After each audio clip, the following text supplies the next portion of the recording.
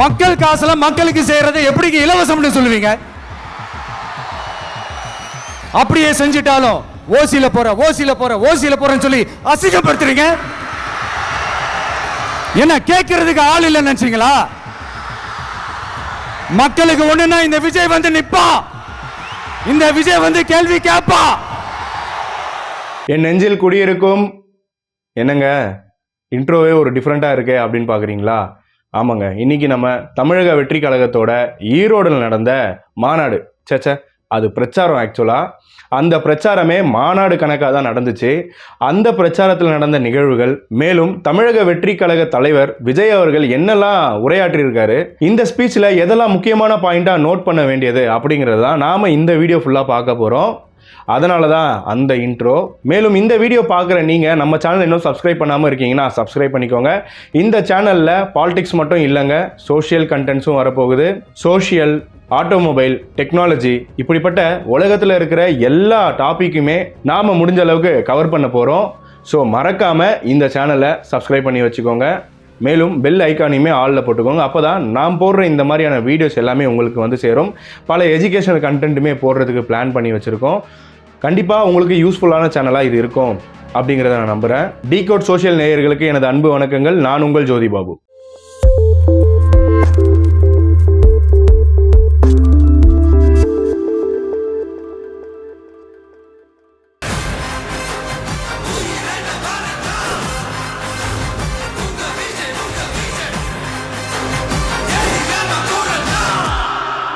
தமிழக வெற்றி கழகத்தோட இந்த மக்கள் சந்திப்பு ஈரோடு விஜயமங்கலம் டோல்கேட்டுக்கு பக்கத்துல நடந்திருக்கு. இந்த ஸ்பீச் பத்தி பார்க்கறதுக்கு முன்னாடி இவங்க பண்ணியிருந்த முன்னேற்பாடுகள் என்னென்ன அப்படிங்கிறத பார்க்கலாம். ஏன்னா நம்ம எல்லோருக்குமே தெரியும், ஆல்ரெடி கரூர்ல கிட்டத்தட்ட 41 உயிர்கள் போயிருந்தது. அதற்கான வழக்கும் நடந்துகிட்டு இருக்கு. அது மாதிரியான அசம்பாவிதங்கள் மறுபடியும் எந்தவித கூட்டத்திலுமே நடக்கக்கூடாது அப்படிங்கிறதுல ரொம்ப தெளிவா தமிழக வெற்றி கழகம் இருக்காங்க.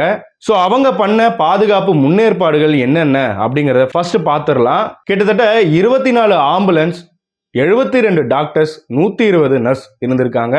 அது மட்டும் இல்லாமல் 35,000 பொதுமக்கள் வர்றதுக்கான பெர்மிஷன்ஸ் வாங்கியிருந்தாங்க. 20 ஏக்கர் அளவிலான 2 வீலர் பார்க்கிங், மேலும் 60 ஏக்கருக்கு கார் பார்க்கிங் செட் பண்ணியிருக்காங்க. மேலும் 20 இடங்கள்ல கழிவறைகளை அமைச்சிருக்காங்க. 3 தீயணைப்பு வாகனங்களை நிப்பாட்டி வச்சிருக்காங்க. அது மட்டும் இல்லாம 40 வாக்கி டாக்கிகள், அது மட்டும் இல்லாம 40 கேமரா ஃபிக்ஸ் பண்ணப்பட்டிருந்தது. அது மட்டும் இல்லாம மேலும் பல ட்ரோன்களும் அங்க சுத்திக்கிட்டு இருந்தது. ட்ரோன்கள் மூலியமாவுமே கேமரா செட் பண்ணி அது மூலியமாவுமே மக்களை கண்காணிக்கிறதுக்கு ஏற்பாடு பண்ணியிருந்தாங்க. அது மட்டும் இல்லாம இந்த 40 கேமரா பத்தாது அப்படின்னு மறுபடியும் 20 கேமராவும் எக்ஸ்ட்ராவா பொறுத்து இருந்தாங்க. அதுவுமே நமக்கு தகவல்களாக வெளிவந்தது நேற்று. குழந்தைகளுடன் வந்த பெற்றோர்கள், அது மட்டும் இல்லாமல் கர்ப்பிணி பெண்கள், இவங்களை எல்லாமே திருப்பி அனுப்பிட்டாங்க, அலோ பண்ணல. அது மட்டும் இல்லாமல் பல பேருக்கு அங்கே வலிப்பு வந்ததாகவும் மயக்கம் வந்ததாகவும் பல தகவல்கள் வெளியாச்சு. அவங்க எல்லாருமே உடனுக்குடனே சிகிச்சைக்கு உள்ளாக்கப்பட்டாங்க. மேலும் தண்ணி பற்றி பார்க்கும்போது 20 சின்டெக்ஸ் டேங்கு அமைச்சிருந்தாங்க. அது மட்டும் இல்லாமல் டேங்கர் லாரியிலேயே குழா அமைச்சு அதுலேயே தண்ணி பிடிச்சி குடிக்கிற அளவுக்கான வசதிகளும் நாம் அங்கே பார்த்துருந்தோம். அந்த மாதிரி ஒரு தகவல்கள்லாம் சோஷியல் மீடியாவில் பகிரப்பட்டது நம்ம எல்லோருமே பார்த்துருப்போம். மேலும் இது இல்லாமல் தண்ணீர் பாட்டில்களுமே கொடுத்துக்கிட்டு இருந்தாங்க. 1 லட்சத்துக்கும் மேற்பட்ட தண்ணீர் பாட்டில்களும் அங்கே வழங்கப்பட்டது அப்படிங்கிறது தகவல்களாக இருக்கு. இதை அடுத்து தான் செங்கோட்டையன் அவர்கள் பேசியிருந்தாரு. 234 தொகுதிகளிலும் வெற்றி பெறுவோம் கண்டிப்பா அப்படின்னு ரொம்பவுமே கான்ஃபிடென்ட்டாக பேசியிருந்தாரு. அது மட்டும் இல்லாமல் தளபதிக்கு ஒரு புது பெயருமே சூட்டியிருக்காரு அப்படின்னு சொல்லலாம். புரட்சி தளபதி அப்படிங்கிற புது நேம் அவர் மூலியமா சூட்டப்பட்டிருக்கு. புரட்சி தலைவரை பார்த்தேன், இன்றைக்கு புரட்சி தளபதி இன்றைக்கு காணுகிறேன். ஆகவேதான் அவர் கையாலேயே செங்கோலும் கொடுக்கப்பட்டிருக்கு விஜய் அவர்களுக்கு. இதையடுத்து தமிழக வெற்றி கழக தலைவர் விஜய் அவர்கள் என்னெல்லாம் பேசியிருக்காங்க அப்படிங்கிறத நம்ம பார்ப்போம். மஞ்சள் ரொம்பவுமே மங்களகரமான ஒரு விஷயம். அதை வச்சு தான் நம்ம நல்ல காரியங்கள் எல்லாமே ஸ்டார்ட் பண்ணுவோம்.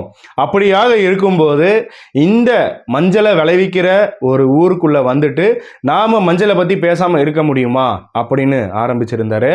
மேலும் அது மட்டும் இல்லாம இந்த மங்களகரமான மஞ்சள் வைப்ரண்டான கலர் நம்மளோட கொடியிலுமே இருக்கு அப்படிங்கிற ஒரு விஷயத்த பதிவு பண்ணாரு. மங்களகரமான மஞ்சள் விளையிற பூமி இந்த ஈரோடு பூமி அப்படிங்கிற ஒரு வாக்கியம் சொல்லியிருந்தாரு. இந்த ஊர்கள்ல விவசாயங்கள்லாம் நல்லா இருக்கிற காரணம் என்ன அப்படின்னு பார்க்கும்போது அங்க இருக்கக்கூடிய காளிங்கராயன் அணை மற்றும் கால்வாய் தான். அப்படியாக காளிங்கராயன் இந்த அணையை வெட்டும் போது தன்னோட தாய் நம்ம கிட்ட அந்த அணையை கட்டுறதுக்கான தேவையான பணம் இருக்கு, தாராளமா நீ எடுத்து கட்டு அப்படின்னு ஒரு தைரியம் சொல்லியிருக்காங்க.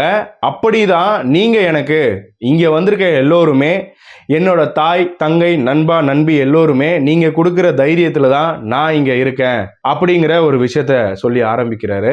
மேலும் இதை எப்படி கெடுக்கலாம், இதை எப்படி இல்லாம ஆக்கலாம், மக்கள்கிட்ட எப்படி விஜயை பத்தி அவதூறு பரப்பலாம் அப்படின்னு தான் யோசிச்சுட்டு இருக்காங்க அப்படிங்கிற ஒரு விஷயம் சொல்றாரு. இப்போ ரீசெண்டா சோசியல் மீடியாவில் நம்ம நிறையவே பார்த்துக்கிட்டு இருக்கோம். மேலும் இது நேத்து இன்னைக்கு வந்த உறவு கிடையாது, 33 வருடங்களுக்கும் மேல இருக்கக்கூடிய உறவு. இது அவ்வளோ சீக்கிரத்துல மக்கள் என்னை வெறுக்க மாட்டாங்க அப்படிங்கிற ஒரு விஷயமும் சொல்லியிருந்தாரு. மேலும் இப்படியாக பேசிக்கிட்டு இருக்கும்போது தான் தொண்டர் ஒருவர் அந்த ஸ்பீக்கர் கட்டியிருக்கக்கூடிய அந்த பில்லர், அது ஒரு அயன் பில்லர், அது மேல ஏறுறாரு. அது மேல ஏறி நின்று ஃப்ளைங் கிஸ் கொடுக்க ஆரம்பிச்சார். இப்படியா பண்ணாதப்பா, நீ கீழே இறங்கு விஜய் அவர்கள் சொல்லிக்கிட்டு இருந்தாங்க. ஆனாலுமே இந்த நபர் இறங்கல. தொண்டர்களோட உற்சாகம் புரியுது, விஜய் அவர்களை பார்த்த அந்த ஒரு ஆர்வம் புரியுது. ஆனா அதுக்குன்னு இப்படி ஏறி நின்னுகிட்டு தங்களுக்கும் அவங்களுக்கு பக்கத்துல இருக்கக்கூடிய மற்றவர்களுக்கும் எந்தவித பாதிப்பும் உண்டாக்காம பார்க்க வேண்டியதும் தொண்டர்களோட கடமை தான். அதை அந்த டிசிப்ளினை ரொம்பவுமே ப்ராப்பராக ஃபாலோ பண்ணணும். இன்னைக்கு இந்த மனிதன் மேலே ஏறி நின்று விழுந்திருந்தாலும் அது விஜய் அவர்களுக்கு தான் கெட்ட பேராக ஆகியிருக்கும், கட்சிக்கு தான் கெட்ட பேராக ஆகியிருக்கும். இதை தொண்டர்கள் யோசிச்சு செயல்படுங்க. அதுதான் என்னோட சின்ன அட்வைஸ். நாம யாருக்கு வேணாலும் சப்போர்ட் பண்ணலாம், ஆனால் கடைசியில் நம்மளோட உயிர் தான் நமக்கு முக்கியம். ஸோ நம்ம உயிர் முக்கியம் அப்படிங்கிறதோட நாம ஒரு கூட்டத்தில் இருக்கோம் அப்படிங்கிறப்ப அடுத்தவங்களை பற்றியும் நாம யோசிக்கணும். அதனால இந்த மாதிரியான இன்டிசிப்ளின் வேலைகளை எந்த தொண்டர்களும் செய்ய அது இந்த கட்சிக்கும் இந்த கட்சி தலைவருக்கும் தான் கெட்ட பெயர். இப்படியாக இதெல்லாம் நடந்து முடியுது. இதுக்கப்புறம் தான் அத்திக்கடவு அவிநாசி திட்டத்தை பத்தி பேசுறாரு. இந்த திட்டத்தை விரிவுபடுத்தி இருந்தா பல விவசாயிகளோட வாழ்வாதாரம் உயர்ந்திருக்கும், பல இடங்களுக்கு குடிநீர் போயிருக்கும். அது மட்டும் இல்லாம பல பேர் இதுல பயன்பெற்றிருப்பாங்க, ஏன் விரிவுபடுத்தல அப்படிங்கிற கேள்வி எழுப்புறாரு. இந்த அத்திக்கடவு அவிநாசி பிளான் என்ன அப்படின்னு பார்க்கும்போது கிட்டத்தட்ட 60 இயர்ஸா இதுக்கு பிளான் பண்ணிக்கிட்டு இருக்காங்க. மேலும் இப்பதான் அந்த பிளானை எக்ஸிக்யூட் பண்றதுக்கான வேலைகள் போய்கிட்டு இருக்கு. அதை ரொம்ப துரிதப்படுத்தி இருந்தா நிறைய பேர் பயன்படுவாங்க அப்படிங்கறத சொல்றாரு. கடந்த ஆண்டு ஆகஸ்ட் 17, 2024 மதிப்புக்குரிய தமிழக முதலமைச்சர் MK ஸ்டாலின் அவர்களால இந்த திட்டமானது திறந்து வைக்கப்பட்டது. இந்த திட்டத்தின் கீழே என்ன அப்படின்னு பார்த்தோம்னா ஈரோடு, திருப்பூர், கோயம்புத்தூர் இங்க இருக்கக்கூடிய விவசாய நிலங்களுக்கும் தண்ணி பாய்ச்ச முடியும். அது மட்டும் இல்லாம அங்க இருக்கக்கூடிய மக்களுக்கும் ட்ரிங்கிங் வாட்டர் கொடுக்க முடியும் அப்படிங்கிறது தான் இந்த திட்டத்துக்கு கீழே வருது. மேலும் 1045 குளம் குட்டைகள் நிரம்பும், 24,000 ஏக்கர் அளவிலான விவசாய நிலங்களுக்கு தண்ணீர் பாய்ச்ச முடியும் அப்படிங்கிறது தான் இந்த திட்டத்தில் இருக்கக்கூடிய ஐடியா.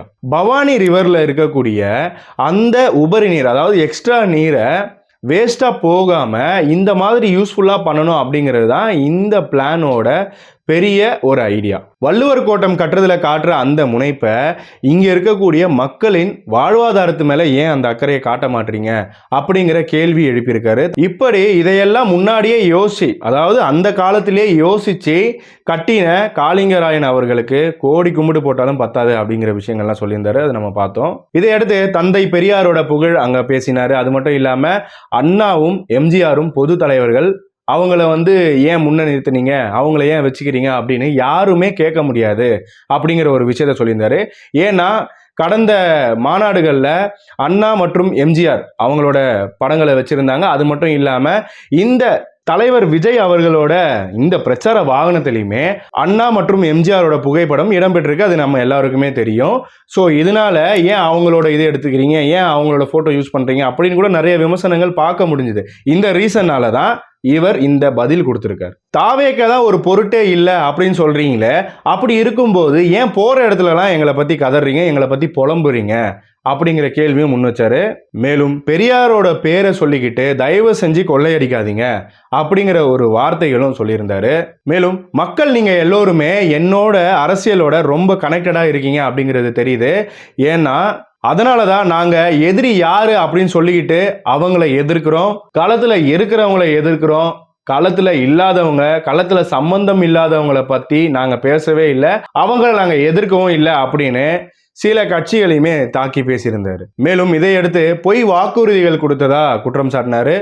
என்ன அப்படின்னு பார்க்கும்போது நீட் தேர்வு ரத்து, கல்வி கடன் ரத்து, அது மட்டும் இல்லாம சிலிண்டருக்கு மானியம், இப்படியாக பல வாக்குறுதிகளை கொடுத்து ஏமாத்துறீங்க மக்களை அப்படிங்கிற குற்றச்சாட்டை எழுப்பியிருக்காரு.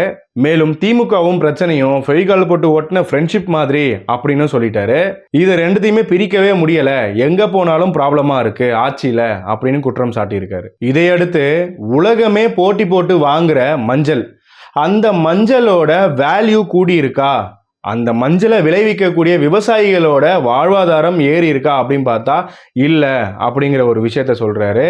நார்மலாவே மஞ்சளோட விலை, அதோட வேல்யூ ஏறி இருக்கு. ஆனா உலகத்துல இவ்வளோ பெரிய டிமாண்ட் இருக்கு அப்படின்னும் போது அந்த டிமாண்டுக்கு ஏத்த பிரைஸ் இருக்கா, அதுக்கேற்ற வேல்யூ இருக்கா அப்படின்னு கேட்டா கேள்விக்குறிதான்.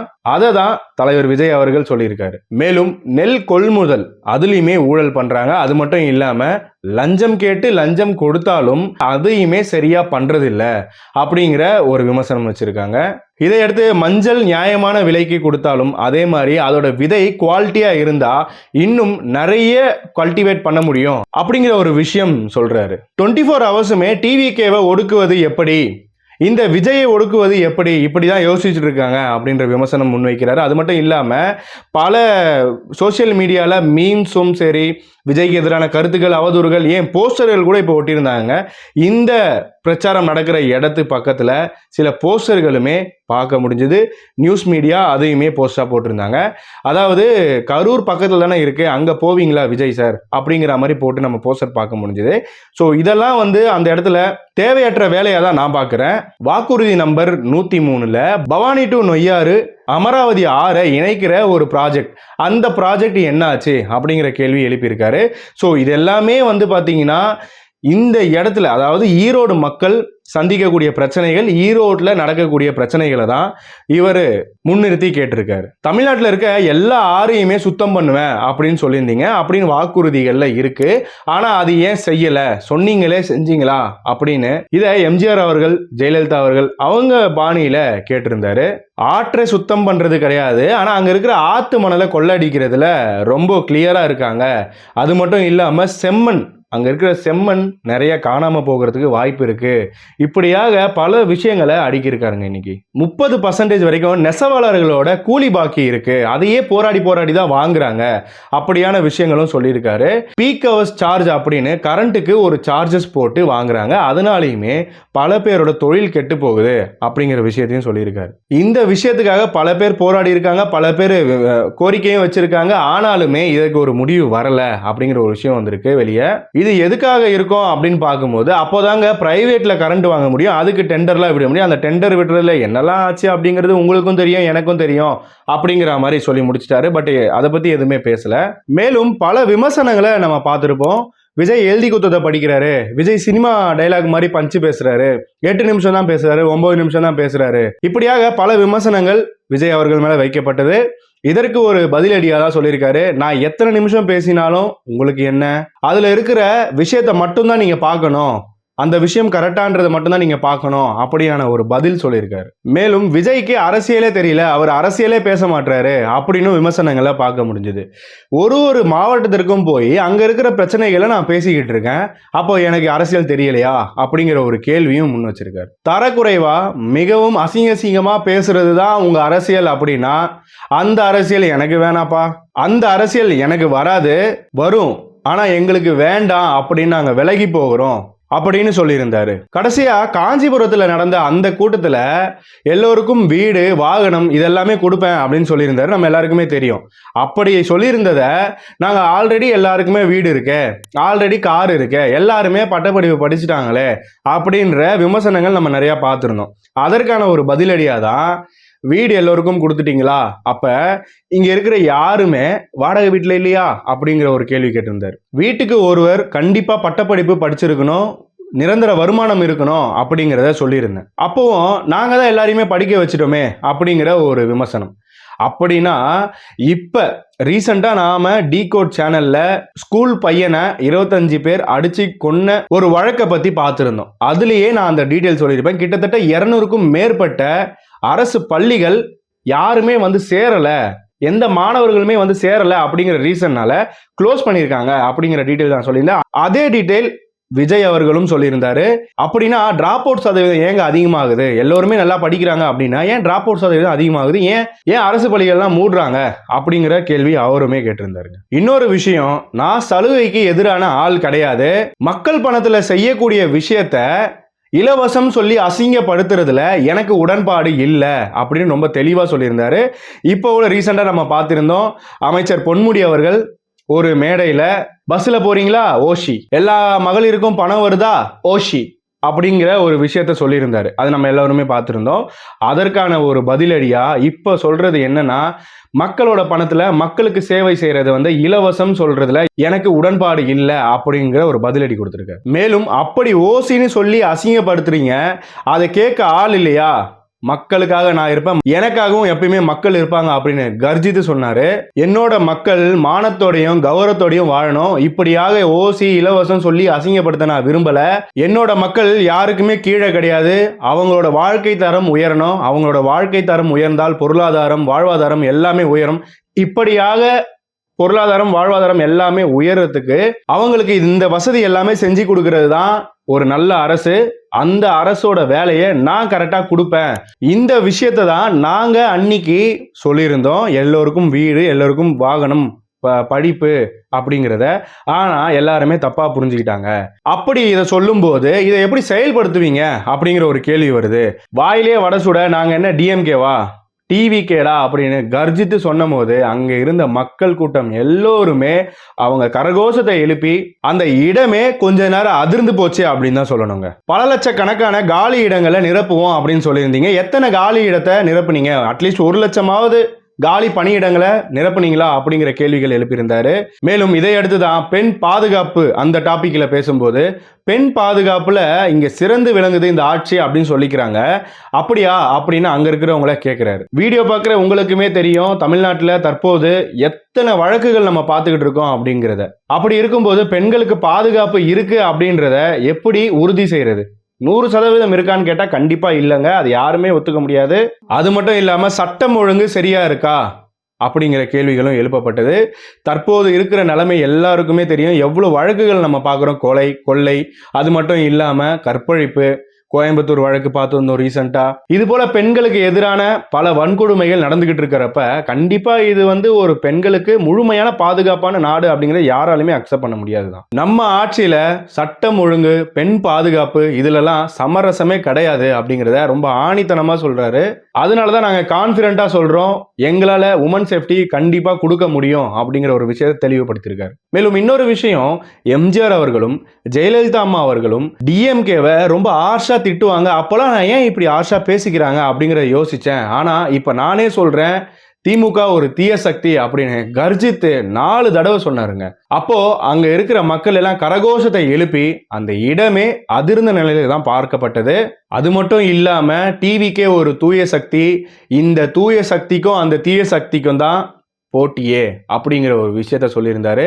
இந்த சத்தம், மக்களுடைய இந்த சத்தத்தை ஒடுக்கவே முடியாது அப்படிங்கிறத ரொம்ப ஆணித்தனமா சொல்லியிருந்ததை நம்ம பார்க்க முடிஞ்சது. மேலும் இன்னொரு விஷயம், அண்ணன் ஆதவர்ஜுனா அவர்கள் ரீசெண்டா சொல்லியிருந்தாங்க, இது போல இன்னும் பல பேர் கட்சியில சேர்றதா இருக்காங்க அப்படின்னு.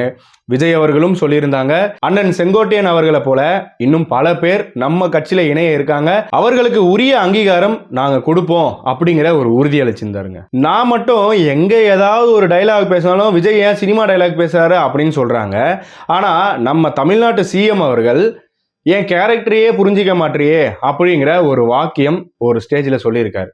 அப்போ இந்த டைலாக் வந்து சினிமா டைலாக் இல்லையாங்க, சிலப்பதிகாரத்துல இருந்து எடுத்தாங்களா அப்படிங்கிற ஒரு விஷயங்களும் கேட்டிருந்தாரு. மேலும் எந்த விஷயத்துல உங்களை புரிஞ்சுக்கணும், இங்க சட்டம் ஒழுங்கு சீர்கெட்டு போயிருக்கு அதுல புரிஞ்சுக்கணுமா, இல்ல பெண்கள் பாதுகாப்புல சீர்கெட்டு போயிருக்கு, போய் வாக்குறுதிகளை கொடுத்து மக்களை ஏமாத்தி ஆட்சிக்கு வந்திருக்கீங்க, இதெல்லாம் புரிஞ்சுக்கணுமா அப்படிங்கிற மாதிரி பல கேள்விகளானது எழுப்பப்பட்டது. தமிழ்நாட்டுல ஆண்டுகிட்டு இருக்க கட்சியும் ஒன்றிய கட்சியும் என்னோட கேரக்டரை புரிஞ்சுக்கணும், என்னோட கேரக்டர்னா மக்களோட கேரக்டர், மக்கள் 2026 தேர்தலில் அவங்களோட கேரக்டரை காட்டுவாங்க அப்படிங்கிற ஒரு ஹிண்டோட அவர் எப்பயுமே முடிக்கிற அந்த உரையை முடிச்சாரு. இதையடுத்து தான் செங்கோட்டையன் அவர்கள் தமிழக வெற்றி கழக தலைவர் விஜய் அவர்களுக்கு செங்கோல் கொடுத்தாங்க. அந்த விஷயங்கள் எல்லாமே லைவ்ல நம்ம பார்த்திருப்போம். ஸோ இந்த பிரச்சாரத்தை பொறுத்த வரைக்கும் தமிழக வெற்றி கழக தலைவர் விஜய் அவர்கள் மிகவும் ஆவேசமா எதிராளி கொடுத்த எல்லா விமர்சனத்துக்கும் தக்க பதிலடி கொடுத்திருக்காரு அப்படின்னு தான் சொல்லணும். அது மட்டும் இல்லாம நாங்க என்ன பண்ண போறோம், எங்களுக்கு அரசியல் தெரியும் அப்படிங்கிறத ஆணித்தனமா நிறுத்தியிருக்காரு அப்படிங்கிறத சொல்லணும்.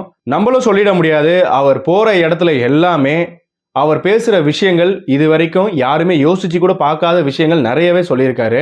நம்ம நிறைய ஸ்பீச் பார்த்துருக்கோம், நமக்கு கண்டிப்பா தெரியும். நார்மலான ஸ்பீச்சை விட இந்த வாட்டி ஸ்பீச் ரொம்பவுமே ஃபயரா இருந்தது அப்படின்னு தான் சொல்லணும். ரொம்பவுமே ஆவேசமா பேசியிருந்தாரு அப்படிங்கிறத நம்மளால கண்கூட பார்க்க முடிஞ்சது. இதற்கான விமர்சனங்கள் இப்ப அவர் கொடுத்த பதிலடிக்கு என்ன விமர்சனங்கள் வரும்? கண்டிப்பா வரும். விமர்சனங்கள்ன்றது வராம இருக்காது, கண்டிப்பா வரும். இந்த மாதிரியான விமர்சனங்கள் எல்லாத்துக்குமே மக்களாகிய நீங்க தான் யோசிச்சு முடிவெடுக்கணும். அதை தமிழக வெற்றி கழக தலைவர் விஜய் அவர்களும் சரி, திமுக அதிமுக எல்லோருமே எந்த கட்சியா இருந்தாலும் அவங்களோட தலையெழுத்தை நிர்ணயம் பண்ண போறது இந்த தேர்தல் தான். அந்த தேர்தலில் முடிவெடுக்க போறது நம்ம மக்கள் தான். மக்களாகிய எல்லோரும் யோசிச்சு நல்ல முடிவா எடுப்பாங்க அப்படிங்கிற ஒரு இன்ஃபர்மேஷனோட இந்த வீடியோ நான் முடிச்சுக்கிறேன். நம்ம சேனல் இன்னும் சப்ஸ்கிரைப் பண்ணாதவங்க சப்ஸ்கிரைப் பண்ணிக்கோங்க. மேலும் என்னோட டிகோட் சேனலோட அந்த சப்ஸ்கிரைபர் நீங்க பார்த்துக்கிட்டு இருக்கீங்க அப்படின்னா இது அதே சேனல் கிடையாதுங்க, புது சேனல். இந்த சேனல்லையுமே சப்ஸ்கிரைப் பண்ணி வச்சுக்கோங்க. இந்த சேனல்ல மல்டி கண்டென்ட்ஸ் நம்ம கவர் பண்ண போறோம். எல்லா கண்டென்ட்ஸுமே மேக்ஸிமமா கவர் பண்ண போறோம். ஸோ கண்டிப்பா அந்த கண்டென்ட் எல்லாமே தவற விடாம நீங்க பார்க்கணும் அப்படின்னா கண்டிப்பா சப்ஸ்கிரைப் பண்ணி வச்சுக்கோங்க. மேலும் உங்க ஃப்ரெண்ட்ஸ் அண்ட் ஃபேமிலிஸுக்குமே இந்த வீடியோ ஷேர் பண்ணுங்க. மேலும் இதை பத்தின உங்களோட கருத்துக்களையுமே கமெண்ட் பாக்ஸ்ல டிராப் பண்ணுங்க. கண்டிப்பா அங்கேயும் நம்ம டிஸ்கஸ் பண்ணலாம். உங்க எல்லாரோட கமெண்ட்டுமே நான் கண்டிப்பா படிப்பேன். மற்றும் ஒரு யூஸ்ஃபுல்லான வீடியோல நாம சந்திக்கலாம். தொடர்ந்து இணைந்திருங்கள். நான் உங்கள் ஜோதி பாபு. நன்றி.